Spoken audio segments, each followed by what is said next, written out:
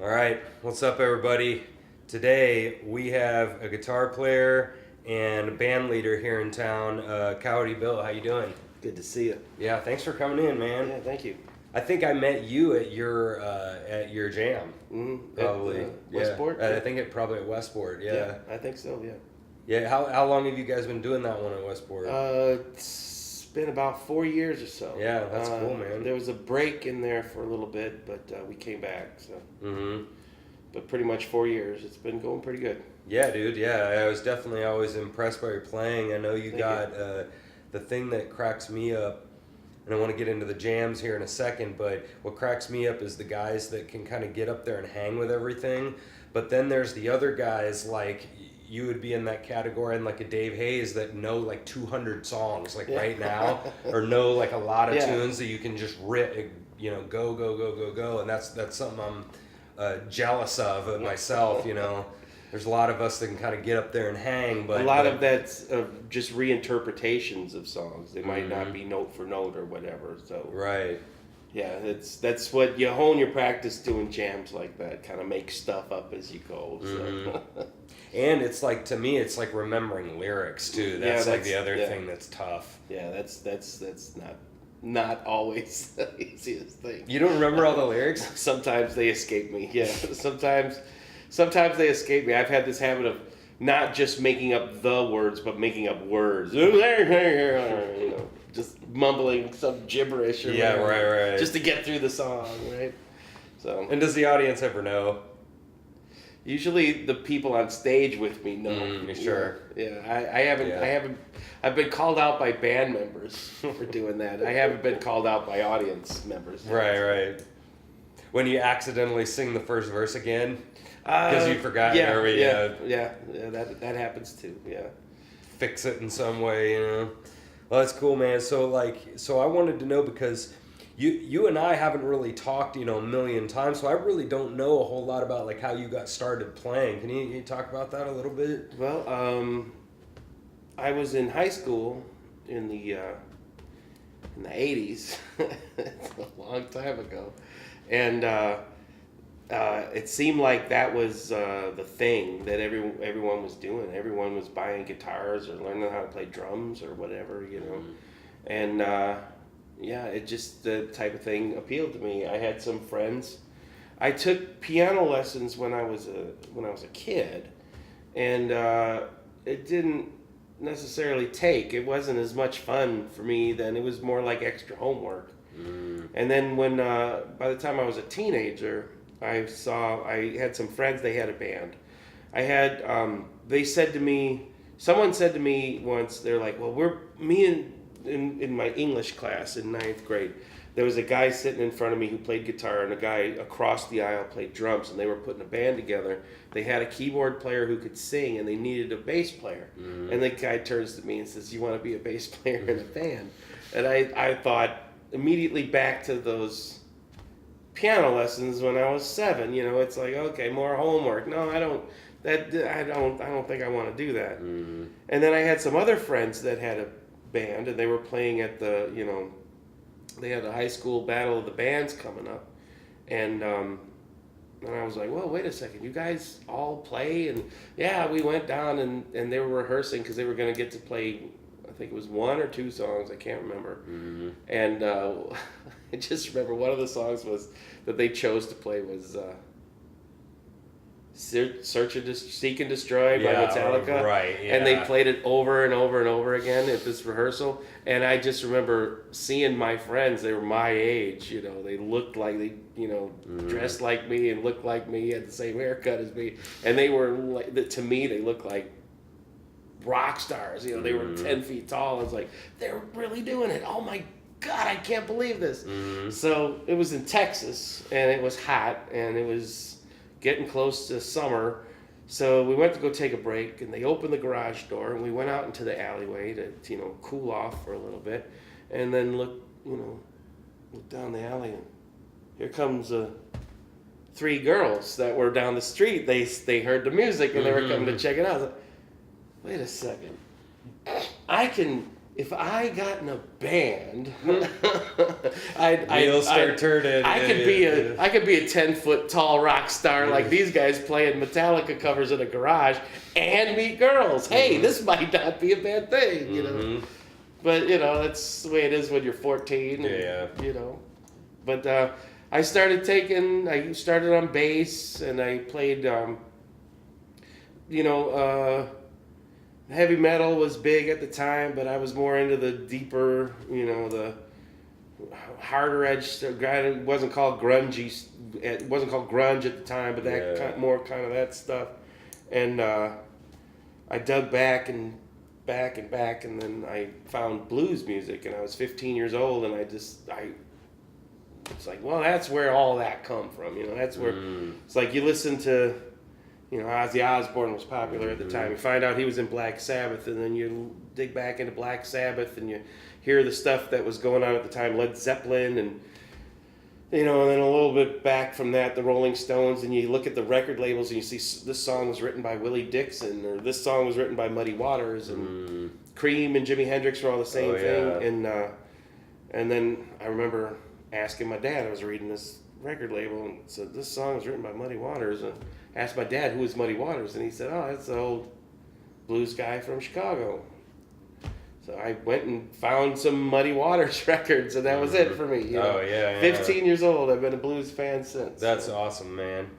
Yeah, I mean, because you're absolutely right. I mean, Stones, Zeppelin for sure. I mean, even Floyd, definitely Jimi Hendrix. I mean, all those guys were very bluesy. You know, their whole bands, and you see that linkage all the way back. And that's really cool that this has been sort of a reoccurring theme on the show, is that maybe in your situation, you maybe didn't have a huge influence from a family member, but you were, at least with yourself, exposed to that stuff that early. Yeah. That's unusual, right? I mean, usually 15-year-olds aren't listening to I was the only kid on my bus listening to Muddy Waters. Right, sure. And I had a Walkman, and I had the, you know, I had the hair, I still got the hair. Right.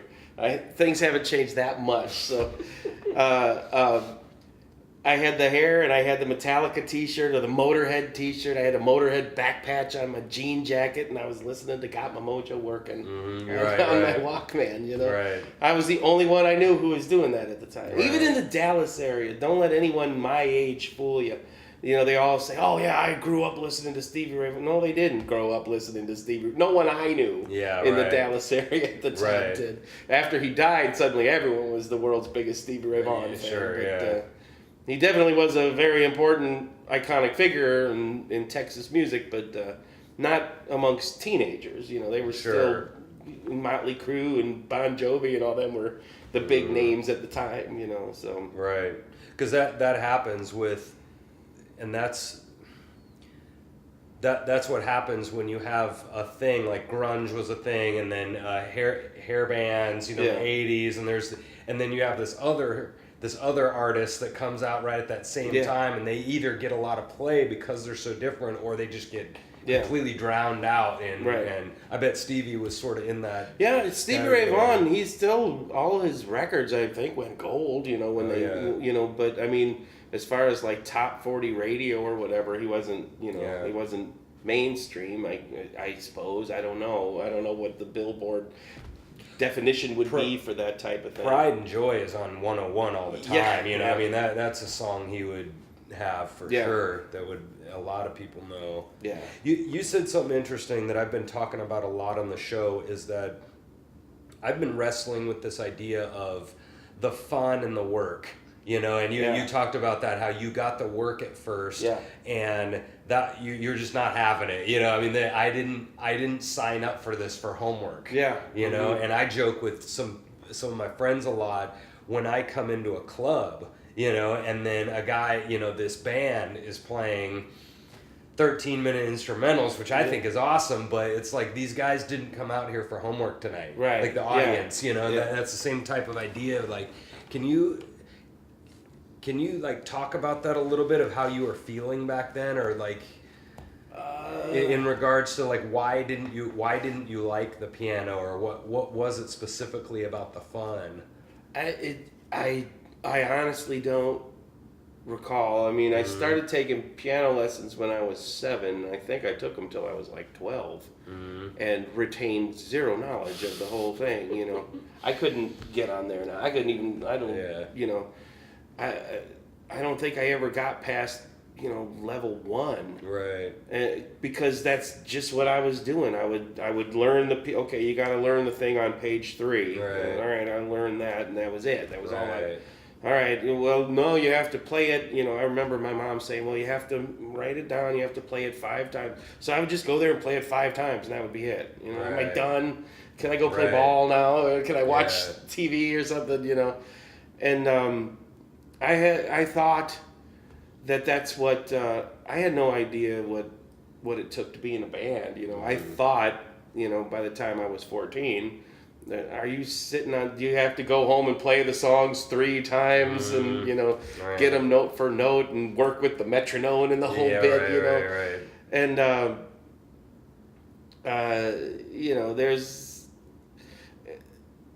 it wasn't quite, and it wasn't improvisation yet. That kind of comes later.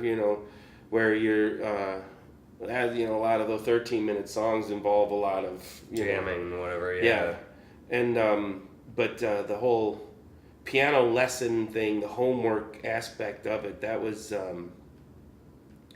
was just like there was no real expression with it. I was doing it to get it done. Right. And because they told you probably too. Yeah, I was told I had to do it. Yeah. And I was going to get graded on it.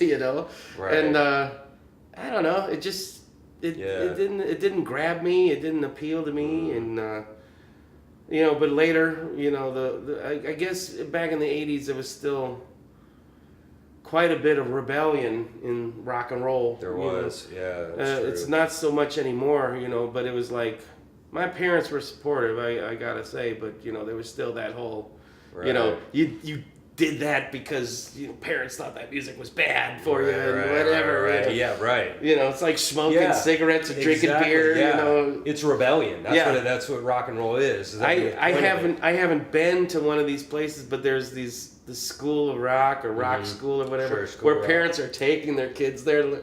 It's like, I don't know. Maybe they are, but it's somehow or another the whole spirit of rock and roll seems to be lost when it's your parents taking you there to do that.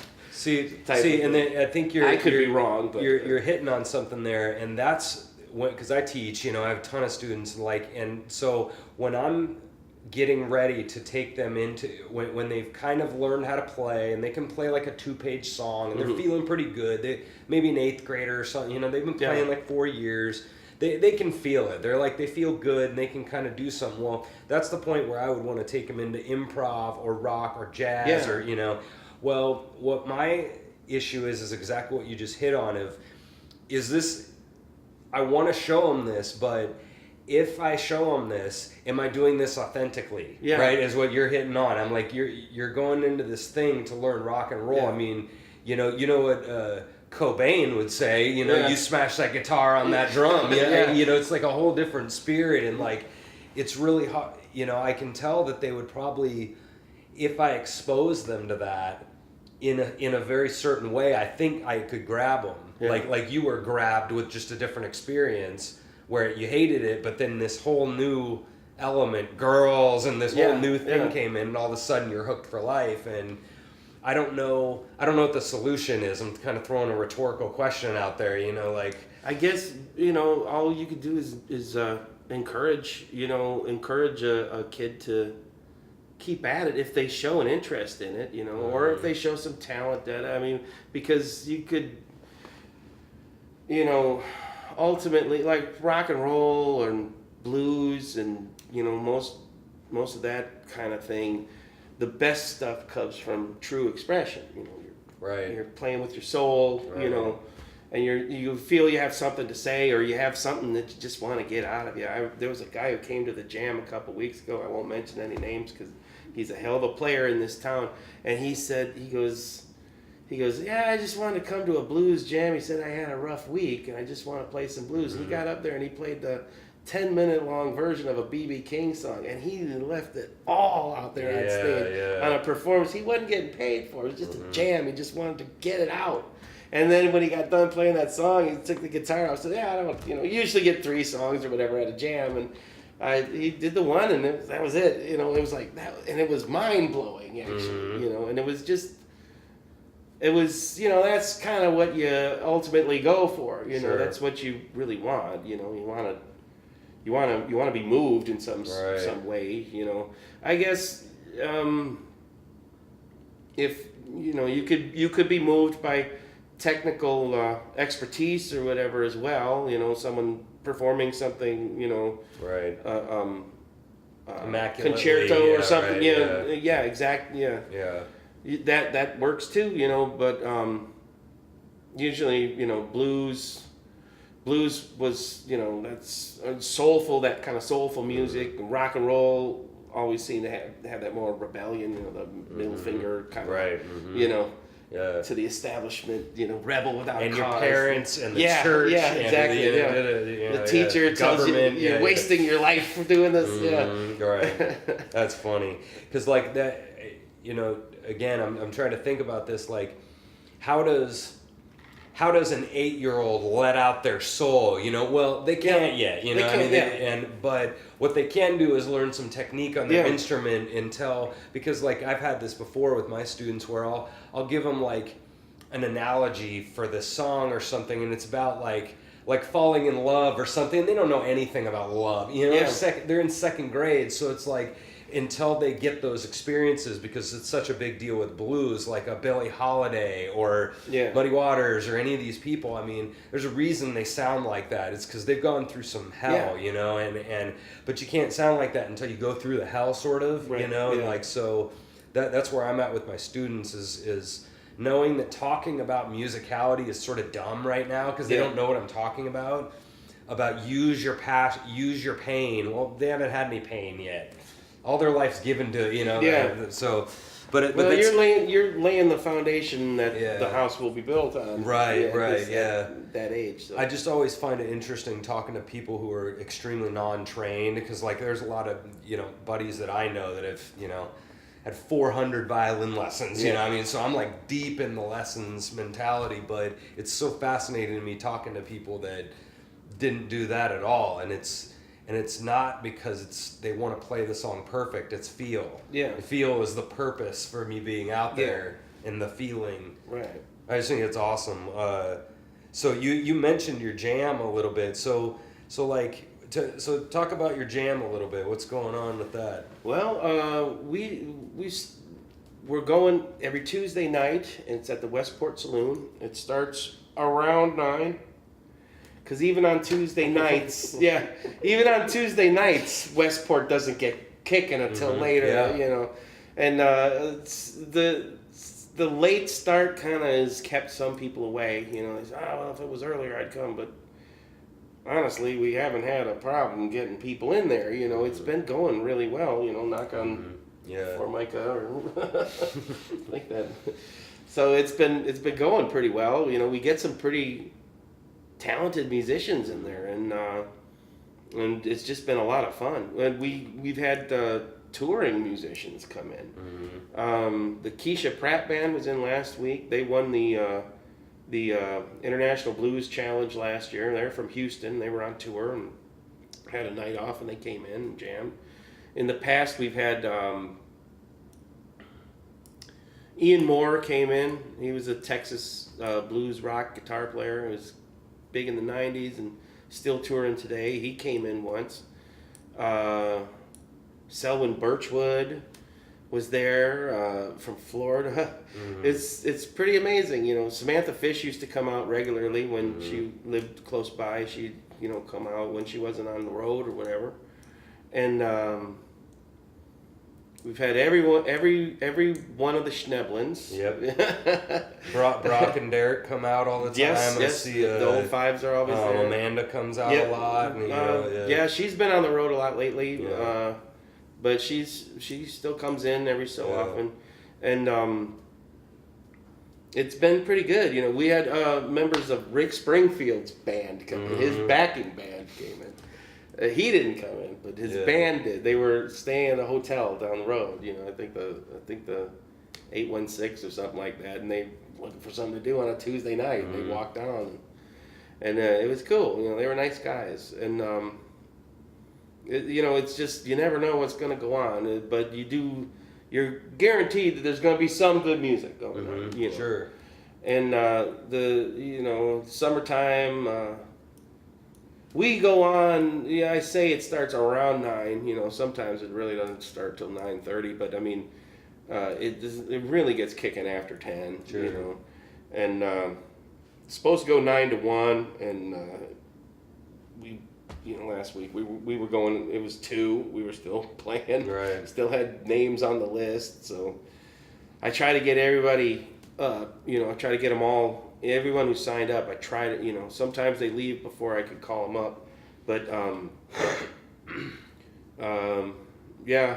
mean, I've been in that situation before where I've showed up at a jam, and didn't get called up. So we're supposed to go till midnight, and it's midnight, so we're done. And it's that's fine. That's what you're getting paid to do as a host, a jam host or whatever. Yeah, talk about that. Is that harder? I think some people are like, how come they didn't get me up? And I've definitely talked to Dave about this and Steve Andrew. They've both done interviews on here, and Paul, and it's kind of, is it harder than people think to be a host? Yeah, it actually is.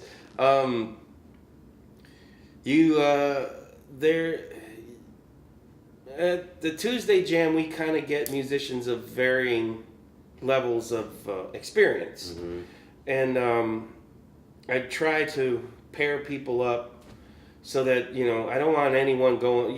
I don't know I could throw somebody up there who doesn't necessarily know the music or the style or what the singer is looking for or whatever, and instead of having just a lighthearted jam and let's see what happens, it usually ends up being this, why did you put that guy up here with me? He doesn't know what he's doing. This is a disaster, I've seen crowds just leave, because the music got bad sometimes. So I try to pair people up with, people, hopefully people that they know, that they've might have worked with or talked to or whatever, and, keep them all around the same. I don't want to put a novice up there with an expert, if the expert wants to show off how amazing he is. Right. It's part of the fun sometimes is, I'm going to just blow everyone away. Right. And if you put a novice up there with him, the guy will probably get lost and not know what to do. And so sometimes, you take a little, I don't know if you'd call it poetic license, but when someone would sign up, it's like, okay, well, he signed up early, but I'm gonna have him wait because that guy would be better with that group there, and so sometimes, I know people do get upset. It's like, well, that guy signed up after me and he's up now. Why aren't I up? Well, calm down, dude. Yeah, I'd rather you go up with these other people. Right. Don't worry, I'll get you up there. I'm not. Right. A lot of people take it, not a lot, I don't know. There's been a few people that take it really personally, that think I'm slighting them or whatever. Right. And I'm sure every jam host has had this. Oh, yeah. Yeah. I'm sure they have.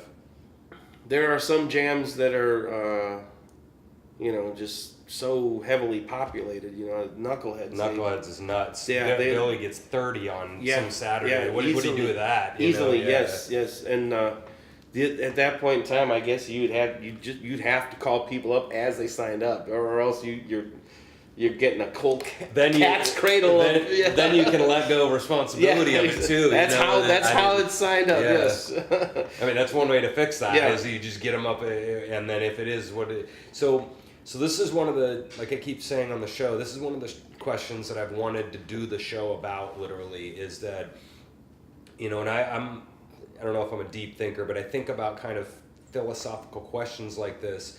And this is one of the things that has frustrated me about the jams is the getting up, like you were just talking about, where you have this level of person and this level of person, and how does the house band handle that? And you just sort of explain that a little bit.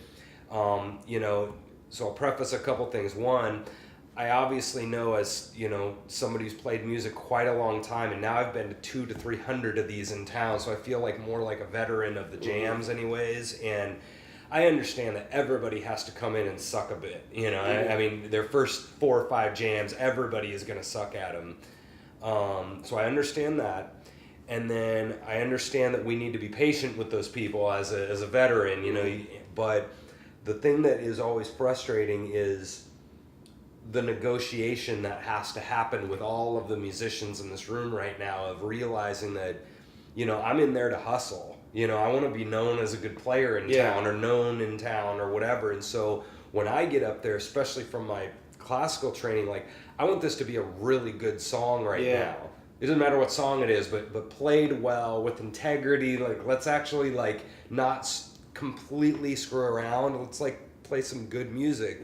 And I think one of the things that you just mentioned is, you said sometimes people leave. Waiting to get called up. No, I mean, even the fans. When you put up a bad product up there, we've all seen jams that kind of went about 3 months and then they're done. You know, so that's I've heard a lot of arguments with this on the show of. So my question is, it is frustrating because you also know this, that you need to go to like 10 jams, and 4 of them you might get that moment where it's a little bit of an average set, you know, but the other 6 are going to go really good, so you got to just go to a bunch of them, right? And so my question to you is, like, do you think there should be a baseline of ability before you get up in an open jam? Yeah, I suppose. Yeah, I mean, you should have some semblance of what you want to do. You know, what you want to play, and but then again, I suppose that's also difficult, because there's a lot of musicians who think they're great and maybe they're not. I don't know. Jams. They're all different. Different venues, different hosts, different people who, you know, populate those jams. And there's a different feeling, a different vibe. I don't want to get too metaphysical, but, you know, it's like different kind of soul or whatever, spirit about the thing. And because there are some jams where, like, the real pro people go to, and so they have different purposes, right? There's different jams. I suppose. I don't know if they necessarily start out that way, but they just kind of. There was one that I used to go to occasionally that everyone who would go to this jam was from working bands. You know, they were all pros. I mean, they're in the scene and they're gigging. And it wasn't advertised as a pro jam. You know, it was advertised as an open jam. Open, all musicians welcome. And you know, that's kind of like Knuckleheads too. You know, I mean, you get a real big mix of people just starting out, or you know, and professionals and whomever else. You know, we have that at Tuesday night at the Westport Saloon too. You get know? Amanda and Brock, and they're good. They know exactly what they're doing. They're gonna tear it up. And then there's, you know, some people that just want to try something. You know, I've been learning, I've been practicing, I want to get up and play. It's all right. So, you know, I try to not discourage anyone, but you know, it's also like, you know, kind of maybe go to the jam once or twice and just listen, you know, and see what's up, you know, see if you think maybe it's something that, you know, maybe I don't know, I'm not quite ready for this yet, you know. If it's going to be like this every week, you know, at that certain level. Yeah, there's plenty of jams there's a lot of jams in Kansas City. So you can find one that you can kind of cut your teeth on, you know. I would not discourage anyone from giving it a shot, you know. It's not the easy. It's one thing practicing in your bedroom. It's a different thing practicing with a band in your garage, and then put it on stage in front of people.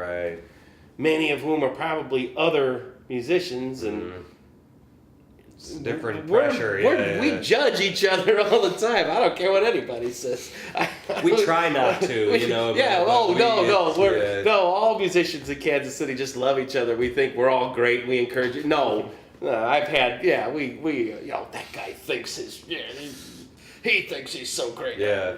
So you just said something interesting. So I'm kidding. Yeah, I know. Yeah, I think we know definitely what you mean. So like the foundation would be something like what you're talking about, the Mutual Musicians Foundation or the Blue Room. I mean, when you go down there, I mean, there's a little bit of an expectation, like you need to kind of have your crap together before you're up on the stage. Mm-hmm. But there's other jams that are meant more for to give people that chance to kind of suck for a minute, and so I like that. And you just said something interesting, which is why I wanted to do this show, is that I'm trying to come up with like a framework of the people on stage, like whose responsibility is this a little bit, is what I'm going through my head. So obviously there's some on the jammers, there's some people that are just, and this is what I've been just basically annoyed at with music in general, is cluelessness, and I've kind of done that while talking through the show a little bit, has found that word cluelessness of this guy really thinks he's actually kind of good, and he doesn't know anything about anything, and so like that's one example. And so my argument is, obviously there's some on the jammers, where they need to kind of get a clue that And who I'm not talking, and I won't mention their names, and you and I'll know who I'm talking about. There's this, 3 or 4 jammers around town that nobody really likes, but they're sort of good enough to be up there. Mm-hmm. They can kind of hang with some guys, and it's fine. I'm talking about the guys that are like, have no business being on the stage right now. And so that's where I come back to, those guys are up there, but all of us are back in the back of the bar, like, dude, this guy again, and we're all, But then I get frustrated that nobody ever calls that dude out. Yeah. And that's frustrating to me. And I've talked to like Dave Hayes about this, and he wants people at his jam. You can't just go, bitch at everybody, and that's a good argument. Yeah. I mean, is that kind of how you feel about that? That's I mean, that is true. Just like everything else in the music business, the only thing that really matters at the very end of the night is how much the till is. The venue owners, what kind of money they're making at the end of the night, because we as jam hosts are getting paid. The musicians who jam don't get paid. Mm-hmm. And if someone is so lousy, so terrible, so off key or off color or whatever, up to 11 or something, that people physically get up off their bar stools and leave, you're losing business. Mm-hmm. You're losing business, and you as the jam host will lose your gig. The venue owner won't keep you around. If that type of thing is gonna be happening. And so there have been stories about people getting banned from jams. I have yet to ban anyone from at least from my jam. Right. There have been a few that I've wanted to, but haven't. There was a guy who once I wasn't say it. I wasn't hosting this jam. I went to a jam. I went to a jam, and I was wearing I'm a fan of the Chicago Blackhawks hockey team. I was wearing a Chicago Blackhawks hat, and there was this guy who was there, who was visiting from out of town, who nobody knew, and I don't know what he was on, because he was talking a million miles an hour. He had a Blackhawks t-shirt, and he was like, hey, all right, yeah, go Blackhawks. He's talking a million miles an hour. He goes, you getting up to play? I said, yeah, I think I'm going to get up to play. And I had friends there. I had various different friends there, and the jam hosts, they knew me, and they knew, so they call up me, and they call up this bass player, they call up a drummer, they call up a singer. We're all friends, and we all know each other. We all know what we're going to do. We're going to have this good old jam. The dude in the Blackhawks shirt goes up to the host and says, can you put me up there with my buddy? Pointing at me. I don't know this guy. He goes up there, and he, like I said, put the amp on 11 and was just playing over everybody. It was like, he was in key, at least. He had that going for him. He was in key, but he was just wailing away. The singer's trying to sing, and it's like, here's this guy just blistering solos louder than everyone else. They had to go up and actually turn his amp off. And the host was like, I'm sorry, the guy said you guys were friends. I said, no, I'd never met him before in my life. And pretty much ruined what would have otherwise been a pretty nice set, little set we had. Yeah. But and that's kind of the guys that I'm talking about, right? Yeah. I mean, we have all those guys we know that are, we just don't like playing with them, but they're perfectly talented enough to be up on a jam stage, and so that leads me to my next point is that, well, if it's not 100% on the jammers, then who's it on? Well, it's on the house band, to kind of police that and I totally agree with you about the bar owner comment, to us jammers, this is happy fun time now, but to the club owners and happy fun time, these guys are paying, so that's my next question. Is it on the jam host to police that's why we're there. That's why we're there. I mean, because you could set up a drum set and various amps on stage and say we have an open jam, and let whoever shows up get up and play. Just let someone else, have whoever shows up, they can just plug in and play, and you don't need a jam host, but you kind of need someone to organize it and talk to people and say, hey, you're signed up second, but I want to put you with the people that are like 6 and 7 and 8, and so do you mind waiting a minute? And I'm going to put someone ahead of you, and you kind of negotiate that and deal with egos, and which I haven't. It's not been that bad, I mean, I haven't really, especially with the professional grade musicians, because I think there's only a few. I mean, there's so many jams in this town. I think everyone's hosted a jam at some point in time. It's not really you sub jam a lot. Yes, I know you do the hideout one once in a while too. Yeah, we do the hideout every so often, and that was my first jam, actually. It was years ago. We used to do a Sunday one there, and they had a rotation. And that was a pretty good one. That one was fun while it lasted. Yesterday I was at Knuckleheads. I was substituting at Knuckleheads. So not everybody's necessarily cut out for it. It's not the most difficult job in the world, but you do have to do that. You do have to kind of know when to pull the plug on people, and hey, wasn't that guy great? All right, let's hear it.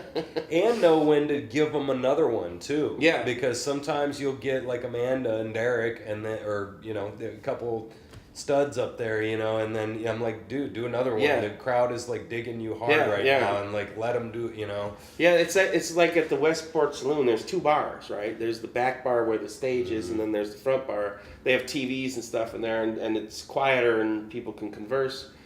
When people are getting up from that bar and coming in the back, you got something good. You got some really good music going on stage, or something, something exciting, something interesting, something, cool to watch, or a musician that maybe you've heard of but haven't, seen, or, like CJ Walker, he comes out fairly frequently, and he was on billboards all across town, all over the metro area. So it's like when he started coming down, when he got old enough to start going into bars, and he would go out there and jam. A lot of people would come in, and and I said before, like Samantha Fish was the same way. People would walk by and go, "Oh my God, is that?"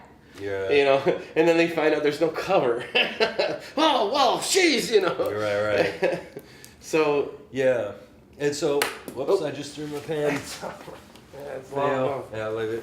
So kind of switching gears here so now that you're also a kind of band leader in town as well, and I had my first kind of big experience leading a band a couple years ago, and it was a huge learning experience for me. I'd only played in like orchestra in school, and then as kind of more of a side guy. And then so I tried to run my own band, and it was something else. I learned a lot about, like we talked about, club owners, and you said something interesting earlier about that you start at 9 at that jam, and a lot of like Dave and a lot of his are more 7:30. Well, I think it's funny that you mentioned that sometimes also maybe because of the spot in town, people just bar hop, Yeah. right? Well, when they come over to Dave's jam, they've kind of come specifically for that. over to Llewellyn's, and we're gonna stay here. We're not going Yeah. to a second jam. We're gonna stay till 10ish or something, Yeah. and then leave. Well, in that area, you guys probably got a lot more younger crowd there too. Mm-hmm. I mean, so do you like, as the like kind of, not even as the open jam host, but as the band leader, do you adjust anything for that, for knowing that, or not necessarily? No, not really. No. That it's like a younger crowd specifically. And they like the music too. It's really encouraging, to see, they come. It's to see people playing and having fun on stage and playing good music, and the crowd hears it and gets into it. I don't know if anyone's selling more CDs or what because of it, or but it's a good sign to see a young crowd like that appreciate, because it's every so often you always end up hearing some story, reading something in the paper or something about such and such blues festival. Well, attendance was down this year, and it's been steadily going down. It's like, well, yeah, because kind of the fans are dying.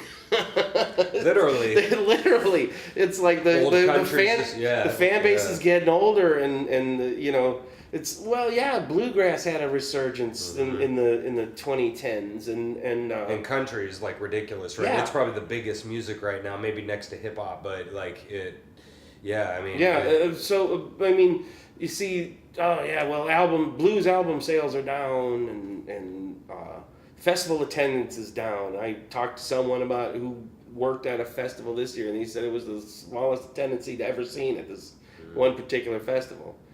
And I don't know. We do tend to have a lot of the musicians that come out. That's the other thing too, is we have a pretty diverse age range of musicians. We got a lot. C.J. Walker, like I said, he's a young guy. Heather Newman comes out frequently. She's very young too, and there's a lot of us 30-ish year olds. There's a ton of them in the blues scene. I've seen a crap load of them out. And in the Brock blues, and Derek and Samantha. In the blues world, if you're Amanda, if you're 30 years old, you're still you're just out of diapers, at 30 years old, according to the blues world. I remember reading something in the Chicago Sun-Times, this was years ago, when Billy Branch was 50 years old. They were talking about, well, it's a good thing to have a young guy like that taking the blues. He's 50! And they described him as a young guy. It's like, well, I guess there's still hope for me. I'm not 50. Yeah. Getting closer. Every day I'm getting closer to it. But the younger audience of like Bill O'Reilly is like 70, it's that kind of a thing, Yeah. Yeah. Oh, they're just getting into their prime. Get these kids in here, There's all the free money, or the what's it, extra money to spend. Right. Well, you said something interesting, because like even Westport Saloon, he's kind of kept the same general flavor of his bar as and I don't even want to describe it, but definitely rootsy. Yeah. I would definitely call Very his much bar so, yeah. rootsy, and that music is really hard to like. It's the opposite of fake. Yeah. It's and blues is another example of an opposite of fake. You cannot fake it. It's when it's good. You can.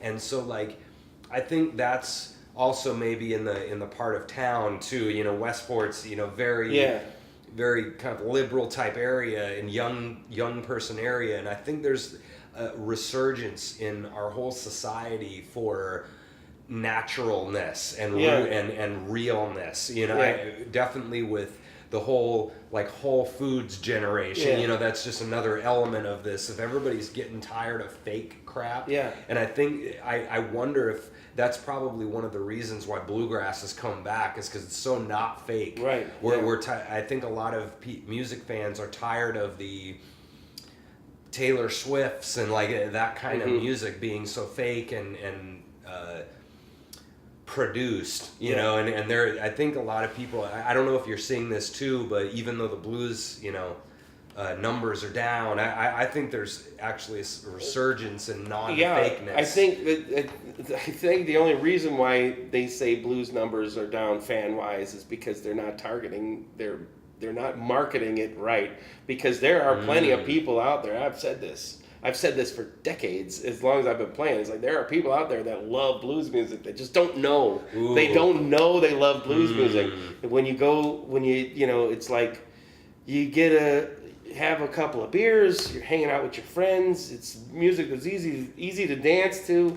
We've had dance floor packed with young 20-some-year-old kids, you know, playing song written by Muddy Waters in 1947, you know. So it's like there is a market. There is.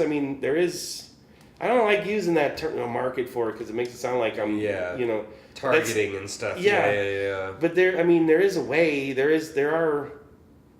are people out there that would like this music and appreciate what's going on. You know, it's just, I don't know, for whatever reason, it's not getting through. I don't know if there's. You see a lot of the festivals, you know, there's about a dozen names of national touring acts or international, whatever. The big name, they play all the festivals. Yeah, right. All of them. There's like 12, 15 people. It's like, there was this one Robert festival. Randolph is a big one right now. Yeah. I mean, he's jammy, funky, bluesy steel guy. And he kind of crosses genres. He had a crossover appeal 10 years ago or so. He was getting, you know, radio play on mainstream rock and all that other, and you know, the same handful of people, the same handful of acts. It's like I just got something, like some notification on Facebook or something like that, where it was like, vote for, you know, the such and such blues awards. There's a couple that are going on now, and it's, you know, they let the fans vote, and it's like, here are the nominees, and it's like, well, that magazine has nominated these people in such and such category. Look at the other ones. The exact same people are nominated. And then you go back and see the BMAs, the Blues Grammy Awards, essentially. The same people were nominated, and the same handful of people win every year. And it's like, there's a poster. I thought this was hilarious. I don't know why I didn't share it on Facebook or something. You know, but there's a poster in the bathroom at BB's. This guy, it has his picture, and it says the name of his band, and then underneath it says 14-time nominee for Blues Music Award. 14-time nominee. You got nominated 14 times. I don't care how many you won. I don't know.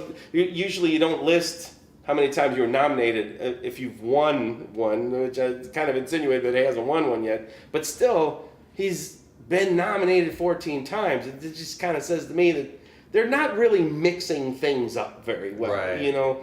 So when you get the same people, the same acts, the same sound and everything like that, you know, it's static. That maybe that's kind of leading to the dwindling crowds. I don't know. That's just putting two and two together here. I could be wrong on that too, but well, so let's talk about. I mean, first of all, that's like the almost Hall of Fame, you know. That's how, you know, somebody could feel it. So one of the things, thinking that out, is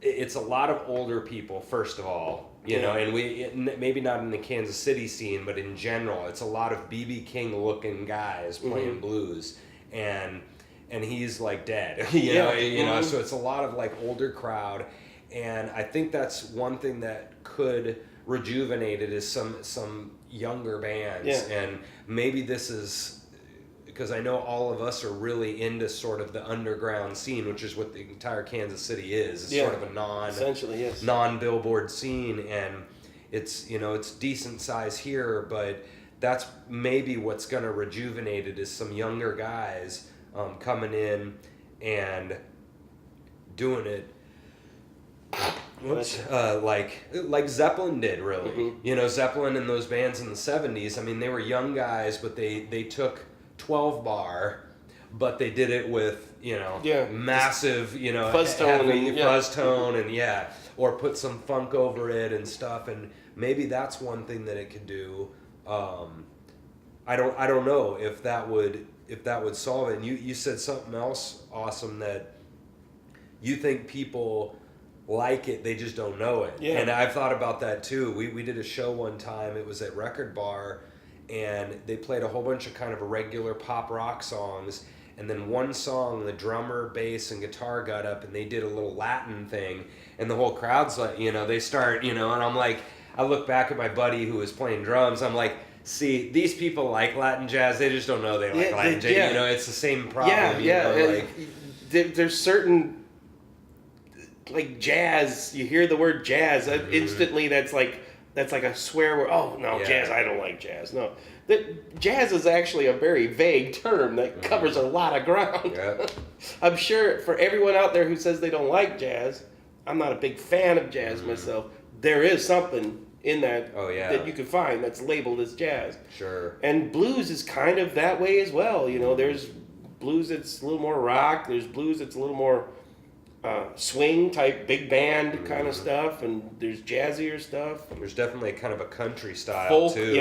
Folk and country, and acoustic. Folsom, working man blues. I mean, they've been using blues in country for forever. Mm-hmm. And by definition, those are blues songs. I mean, they use all the whole structure and everything. You know, so. I don't know. You know. I don't know if that would be something, like I've done this before too, where I'll listen to, now that I've come to a different appreciation of like country, I'll hear a song on the radio and I'm like, oh, that's a pretty cool blues tune, you know, and then I'll be like, oh crap, this is actually a country tune, you know, and it sounds so bluesy, you know. And that really drives me nuts with people. Like you've talked even in this interview and mentioned some heavy hitter names of the Hall of Fame of blues, you know, Muddy Waters, and so it's really nice for people to really understand what blues is. I mean, blues is first of all feeling, you know, it's a feeling of letting out musically. You're feeling sad, but you're doing it in a way to make you feel better. You know, it's a venting, you know, situation. But it's really like musically, it's really a scale. You're just playing the blues scale, and it's kind of the 12-bar sound of that. But then you throw that into Latin, throw that into swing, you throw that into funk, you throw that into a country two-step, and you know, that's all it is, right? I mean, and you can use, I don't know, like, it's like water or something where you can like use it in all of this different cooking or something. You know, it's like or painting a picture. You essentially just need 3 colors. You know, you need yellow, red, and blue, and you could paint an amazing picture with that. You know, so that's essentially what it is. You know, blues is one of those elemental kind of things. You know, one of those primitive, primal.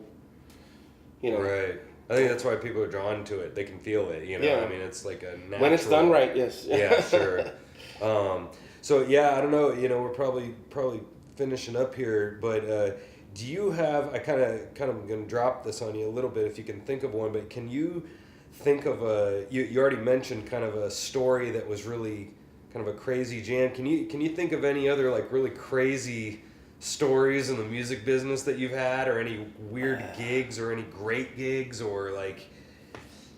I've tried to end the show on this of kind of because people love gig stories. I mean, they're just hilarious usually. Can you think of anything? Or there's a few I could think of. Maybe the PG-13 version PG-13, or something. All right. I used to live in the Chicago area, and there was one night, I was in a band with my brother, and one night we're playing at this one bar called The Gutter, and it was in Batavia, Illinois. And we're just up playing, and, you know, it was an okay crowd. It wasn't great, but it was okay. And some people were paying attention, and some people weren't. And, you know, it was just kind of a blah night, you know. And we're up there playing. We're kind of going through the sets, kind of going through the motions, dialing this one in. And this guy comes walking up to the stage. We got done playing a song. This guy comes walking up to the stage, and he's talking. He's pretty drunk. He was definitely overserved, and he had a cell phone in his hand, and he kept putting it up to his ear, like he was talking to someone, and he was speaking with something that definitely sounded to me like a fake British accent. It definitely sounded like a fake British accent to me, and he comes up and he's like, I'm not going to try to do his accent. I'll just sound ridiculous. Although this guy did sound ridiculous to me. He said, well, I'm with a movie studio, and we're in this area. We're scouting locations because we're going to be filming a movie here, and we need to find a bar, and there's a possibility that the bar scene is going to require a band playing on stage. So I've got my producer on the phone right here, and I want you guys to play your best song, and I'll let him hear it, and he'll tell you if you're going to be in this movie or not. And I'm thinking, oh shit! I don't know. Yep. I'm sorry for. No, you're right. This guy is full of. He's full of crap. He's full of it. Yeah, it's like he goes. So, what's your best song? What's your best song? I said, oh well, that's too bad. We just got done playing our best song. He turns at me and he puts the finger in my face and he's like, listen, pal, if I want any comedy out of you, I will. Blah, blah, blah. And he starts in on me. The bouncer comes over. The bartender's husband comes over, and like 2 patrons from the bar dogpile on this guy. And they picked him up and literally gave him the bum's rush. Literally threw him out the door. Crap. And they said that he's been annoying people all night. No. Doing that whole, I'm with this movie studio and I'm scouting locations. He was obviously schnockered. He was annihilated, drunk. And I'm still on the phone with my producer. Yeah, the whole time. Ironically, 6 months later, there was a movie being shot in the Batavia, Illinois area. That's crazy. Just a couple of miles north, and it starred Steve Martin and Kevin Bacon, and there's a movie called Novocaine. It was shot in Geneva, Illinois, which is right next door. Right next door to Batavia. But I mean, it was like this. What a load of baloney this guy has handed me. It's like, they don't film movies in Batavia, Illinois. Are you kidding me? Yeah, well, I mean, it's possible, I guess, but you don't even know if that guy got fired, then somebody else came in, and then they did the movie, I do recall in that movie there was a scene that was shot in a bar, but there was no band. Not that I remember. So I don't know if that guy really wasn't lying, or if that was just an amazing coincidence. I think more than likely, my initial feeling was right. I think he was going around trying to get free drinks. Yeah, sure. I bet he was. Or not everybody had a cell phone at the time. This is early 2000. A lot of people had cell phones, but not everybody. So he walking around with his cell phone permanently out. I'm a big guy. Yeah, big shot. Yeah. That's funny, man. I mean, and who knows if that guy would have been a complete pain in the ass too. Even if you guys would have done the movie, maybe you made, a couple grand or something from doing the movie, but maybe that was been a horrible experience, right. Even if it is true. Hey, wasn't that band from that really terrible movie with Kevin Bacon? Yeah, do you even want to be in that movie? That's another question. It wasn't that good of a movie. Right, yeah, that's funny, man. I mean, we've all had stories like that. I mean, everybody has a story of that guy or that girl, and then they came up to the bar or they came up to the bandstand, and then they, acted a fool or whatever, A friend of mine, Sue Stubbs, came out to our jam once, and someone she got up to sing, and someone said, "Hey, sing some Janis Joplin." If you're a female singer, you're always gonna have people asking. It's like shouting Freebird, which I've had people shout at me as recently as a week ago. No. still to this day people scream Freebird. But if you're a female singer, I'm guessing you're asked to sing Janis Joplin. You're a woman. You gotta know Janis Joplin. Just because I can't think of any other female singers in history. I can't think of any other female singers. And so she said something to the effect of, she goes, anybody who tips the band $100 right now, I will sing Me and Bobby McGee. Mm-hmm. Some dude whips out his wallet, $100 bill through it. Yep, all right. Busted flat in Baton Rouge. Right. It was brilliant. It was amazing. Yeah. I mean, I don't know. Like, I don't think we've ever gotten tipped 100. I think a guy asked our band leader. He's like, "Here, no, take that," and he wouldn't let him do it. I don't think I would either. I'm like, no, you can't be tipping me $100. You're drunk as crap. Like, give me $20. I'll take a $20, $50 tip, a $100 tip. I'm like, no, dude. You're gonna regret this in the morning. Like, and it's you're a lot of money just trying to anybody, act. You're just trying to act big and we're worth $100 in tips. We're worth $500 in tips. But dude, I'm not taking your $100 tip, man.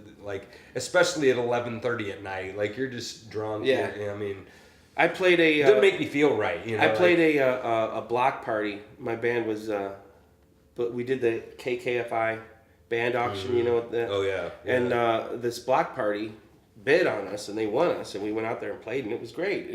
We set up in this yard area, and everyone in the neighborhood came out. It was huge, and because it was the band auction thing, we were donating our time.